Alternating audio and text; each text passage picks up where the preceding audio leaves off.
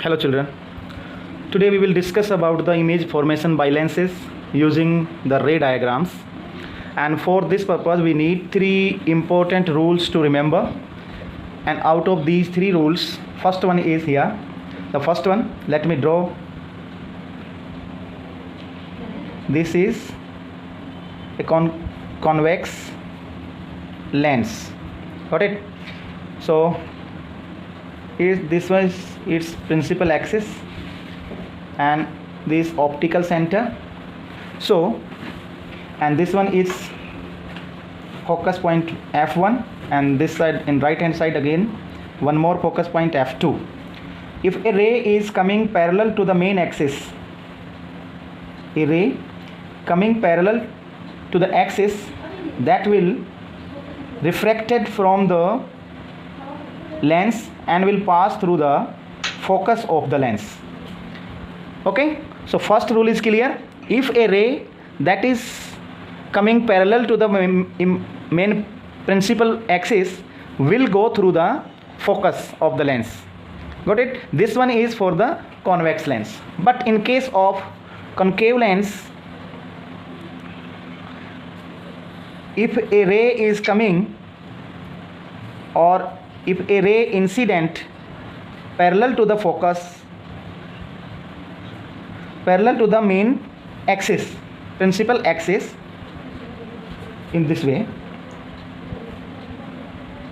after reflection, it will turn in such a way that it will feel like passing through the focus point. Got it? In this way, one more, a ray is coming, it will feel that it is passing through the focus point. And moreover, the important thing is where the object is situated, wherever the object is placed, the image formation will be also in the same direction. For the concave lens, the image formation will be towards the object itself, but for a convex lens the image formation will be other side of the object. If it is kept in the left side, the image formation will be in the right side of the lens. So the first rule is clear. If a light ray is incident parallel to the principal axis, after refraction it will pass through the focus, or in case of concave lens it will feel to be passed through the focus point.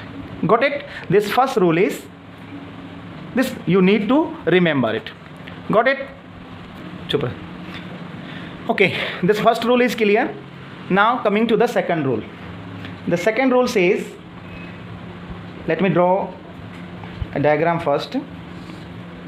As per the second rule of refraction of light for the convex lens, both convex lens and this one is for the concave lens.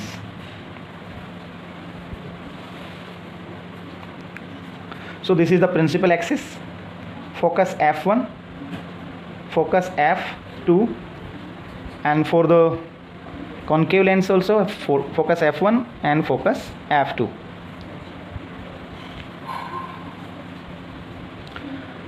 So the second rule says, if a ray incident through the focus, got it? If a ray incident through the focus, अगर कोई रे जो है focus के through incident हो रही है, तो after refraction it will pass just parallel to the principal axis. Got it? क्या? अगर कोई रे, if a ray is incident through the focus point on the lens, on the convex lens, after refraction it will move just parallel to the principal axis of the lens. This is for convex, and one more drawing for the concave lens.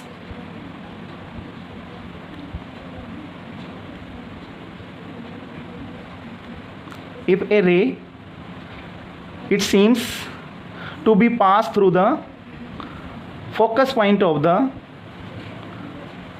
lens after refraction it will move and will feel to be passed through the so in this case for a convex lens concave lens if a ray is incident in such a way that it seems to be passed through the focus point after refraction it will pass just parallel to the principal axis. Got it? ये principal axis है, इसके through अगर कोई रे इस तरह से incident हो रही है कि वो आगे बढ़ाने पर उसके फोकस पॉइंट में से पास होती हुई फील हो, तो ऐसी रे जो है वो रिफ्रैक्शन के बाद में इसके मेन एक्सिस जो है, पैरेलल एक्सिस जो है, इस एक्सिस के पैरेलल वो पास हो जाएगी, आगे निकल जाएगी. ठीक है, ये सेकंड रूल. फिर थर्ड रूल की बात करते हैं हम. थर्ड रूल क्या कहता है? थर्ड रूल बिल्कुल सिंपल, दोनों लेंसों के लिए एकदम इजी. ये थर्ड रूल क्या कह रहे हैं, देखिए मैं ड्राइंग बना देता हूँ पहले. ये ड्राइंग थोड़ी सी है ना, आपको इस तरह से पढ़ाते टाइम थोड़ी सी. Okay, so here you just see the principal axis for both the lenses. Here it's the optical center of the lens. If a ray is incident through the optical center, okay, और vertical centre से अगर कोई रे जो है incident हो रही है ना, कैसे? ऑब्लिकली. कैसे बोलेंगे इसको? ऑब्लिकली. अगर कोई रे जो है ऑब्लिकली ऑप्टिकल सेंटर के थ्रू पास हो रही है तो वो सीधी निकल जाएगी. ठीक है, वो ऑप्टिकल सेंटर से क्या होगी? सीधी ही पास हो जाएगी सामने की तरफ. ये तो थी किसके लिए? कॉन्वेक्स लेंस के लिए. अगर बात करें हम कॉन्केव लेंस की, कॉन्केव लेंस में इनमें भी सेम ये जो रूल है दोनों के लिए एकदम सेम रहेगा.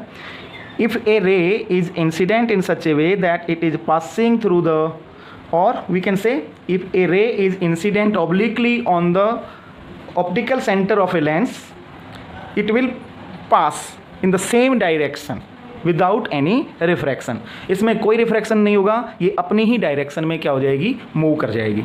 ठीक है, सो लेंस से इमेज फॉर्मेशन बनने का जो आगे जो चैप्टर आगे जो टॉपिक आने वाला है उसको समझने के लिए आपको ये जो तीन चीज़ें हैं इनको समझना बहुत ज़्यादा ज़रूरी है.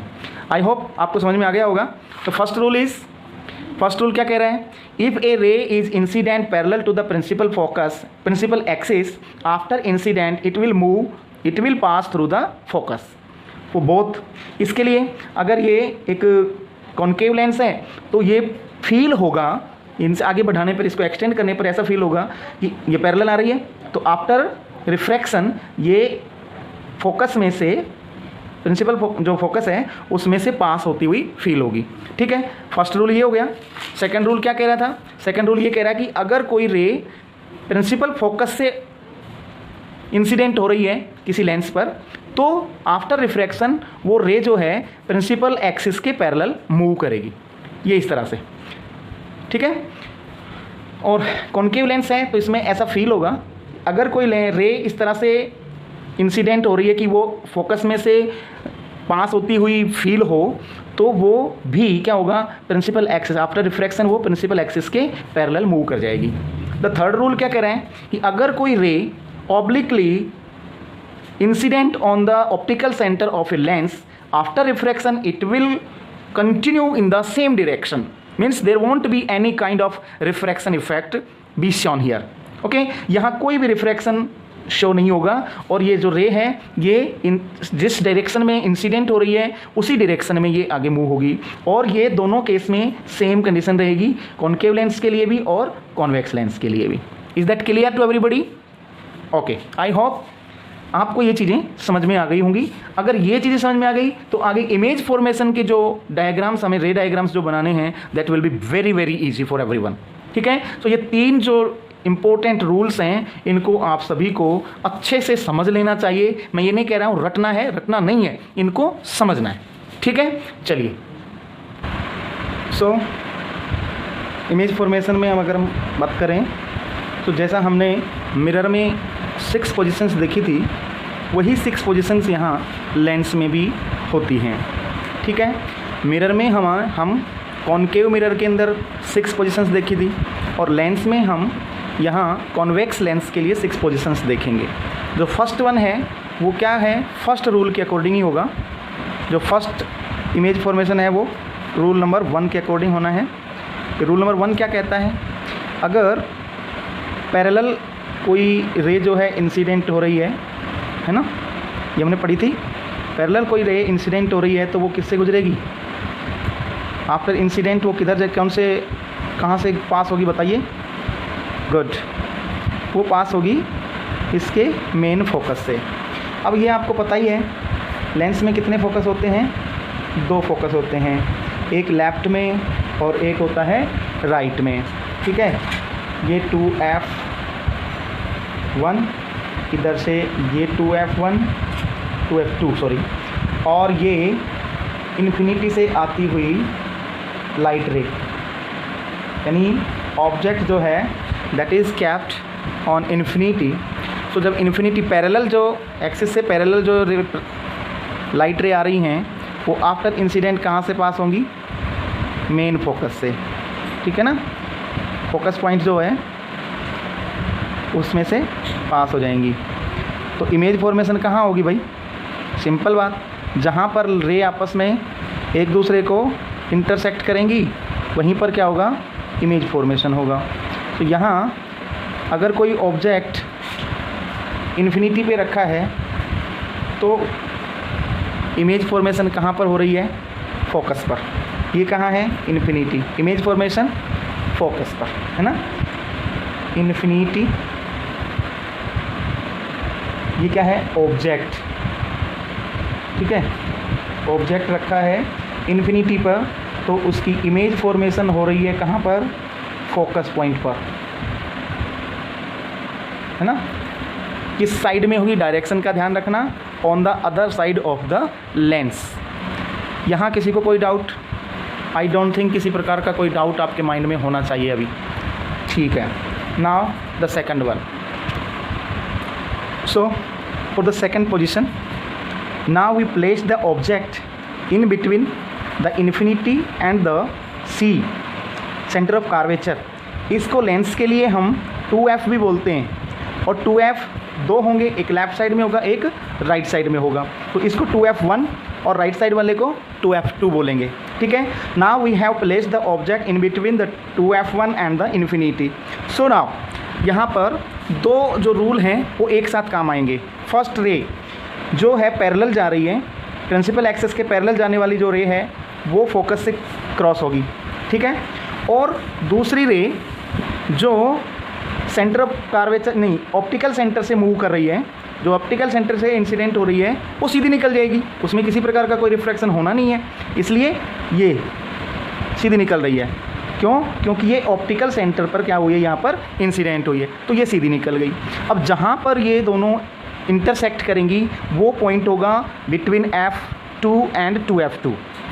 समझ में आया, ये पॉइंट कहाँ होगा, f2 और 2f2, या इसको बोल सकते हैं हम f और c के बीच में कहीं भी, यहाँ पर इनका क्या होगा, इंसिडेंट होगा और ये एक इमेज फॉर्मेशन होगी।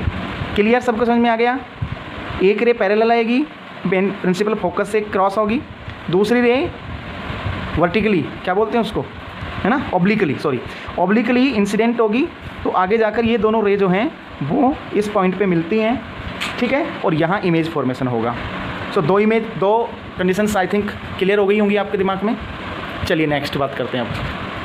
Now the third condition, when the object is placed on 2f और we can say on c, centre of curvature. देखिए कहाँ से आए हम, इन्फिनिटी पे रखा शुरू में, फिर इन्फिनिटी और c के इन बिटवीन में रखा, और अब हमने कहाँ रख दिया ऑब्जेक्ट को, कहाँ रखा है, c1, या हम कह सकते हैं इसको 2f1 पर इसको रखा। अब यहाँ से वही दोनों रूल यहाँ पे इम्प्लीमेंट होंगे। एक जो रे है वो parallel to the main principal axis जाएगी तो वो फोकस से क्रॉस होकर निकलेगी, दूसरी रे जो इसके ऑप्टिकल सेंटर से थ्रू पास होगी तो वो सीधी निकल जाएगी।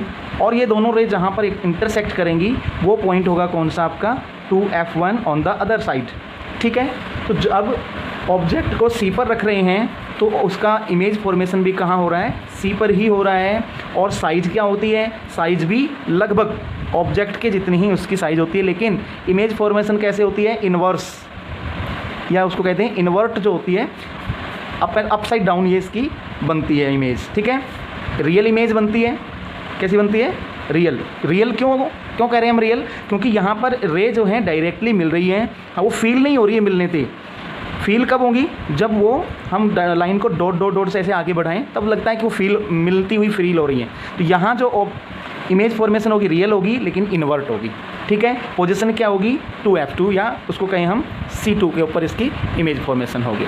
ठीक है, तो 3 चीज़ें क्लियर हो गई, सभी को समझ में आ गया। 3 position, infinity, in between infinity and the C1, या इसको कहें 2f1, और ऑन द 2f1, ये 3 कंडीशन हो गई। इमेज फॉर्मेशन हो गए आपके f पर, फोकस और 2f के बीच में इधर मूव कर रहे हैं हम। ठीक है, और यहाँ पर कहाँ बन गया है 2f पर। ठीक है, चलिए next. Okay, the fourth image formation, the fourth position of object will be in between 2f1, sorry it is 1, 2f1 and f1. Okay, we place the object in between 2f1 and f1, and now the image will be formed at beyond the 2f and in between the infinity. So यहाँ से वही parallel जाएगी रे, parallel जाकर focus से cross होगी, और दूसरी जो है ओब्लिकली वो ऑप्टिकल सेंटर से थ्रू पास होगी, तो वो बिना रिफ्रैक्शन हुए, बिना किसी प्रकार का उसका रिफ्रैक्शन हुए वो सीधी निकल जाएगी। And the image formation will be after 2f और we can say beyond 2f and between infinity. So ये इमेज फॉर्मेशन नंबर 4 था। इसके बाद आता है हमारा image formation number 5। Now the object is placed on f, यानी मेन फोकस पे अब हमने ऑब्जेक्ट को प्लेस कर दिया। अब यहाँ से जो ऑब्जेक्ट से जो इमेज फॉर्मेशन होगी वो कहाँ होगी, इन्फिनिटी पर। देखो इस तरह से मूव कर रहे हैं हम, राइट साइड की तरफ मूव कर रहे हैं, पहले f पर, फिर f और 2f के बीच में, फिर 2f पर, फिर 2f और इन्फिनिटी के बीच में, और अब हम आ गए लास्ट में इन्फिनिटी पर इसकी इमेज मिल रही है। क्योंकि ये जो रेज़ हैं रिफ्रैक्शन के बाद में मिलती हुई बहुत आगे जाकर ये एक दूसरे को इंटरसेक्ट करेंगी। दैट इज़ वाई जो इमेज बनेगी वो बड़े साइज़ की बनेगी, और इन्वर्टेड तो बनेगी ही, है ना, बिग साइज़, बहुत बिग साइज़, एंड इन्वर्ट बनेगी वो। Got it. और लास्ट बचता है अब लास्ट पोजीशन हमारी, चलो उसके डिस्कस कर लेते हैं एक बार।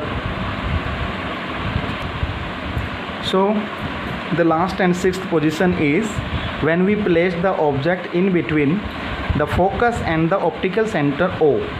Now there will be 2 rays passing.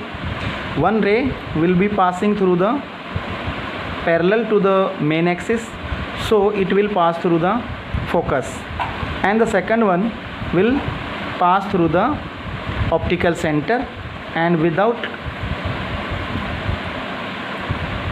any refraction it will go straight. But now if we further increase this in the back side, these both rays seems to be meet at point here, any point we can give its a name, and for example हमने इसको P दे दिया point,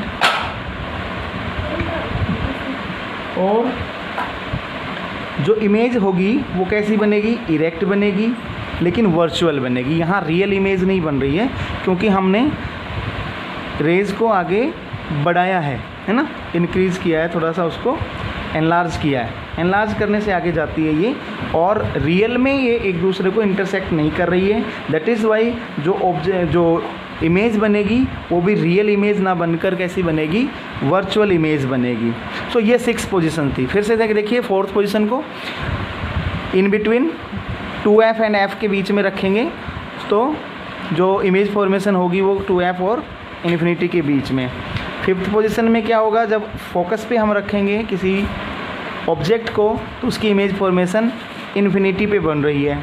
और last one, यदि हमने ये object को optical centre और focus के इन बिटवीन में रखा तो उसकी इमेज जो बन रही है ऑब्जेक्ट की साइड में ही बनेगी। जिस साइड में हमने ऑब्जेक्ट रखा है उसी साइड में बन रही है, लेकिन ऑब्जेक्ट से बहुत बड़ी साइज़ की सीधी बनेगी, यानी इरेक्ट बनेगी, लेकिन काल्पनिक बनेगी, जिसको कहते हैं वर्चुअल इमेज बनेगी। ठीक है, और ये थे आपके कॉन्वेक्स लेंस से बनने वाली image formation with object position. Object की कहाँ कहाँ पोजीशन है उनके हिसाब से उसकी इमेज कहाँ कहाँ बन रही है वो मैंने आपको यहाँ समझा दिया। I hope I have successfully submitted all my knowledge here, और आपको इससे हेल्प ज़रूर मिलेगी। अगर आपको फिर भी कोई डाउट रहता है प्लीज़ डोंट फील शाई और just inform me, just comment करिए और क्वेश्चन पूछिए। हम फिर से दोबारा से एक वीडियो लेकर के अगर कोई डाउट रहता है ज़रूर आपके डाउट को क्लियर करने की कोशिश करेंगे। ठीक है, चलिए।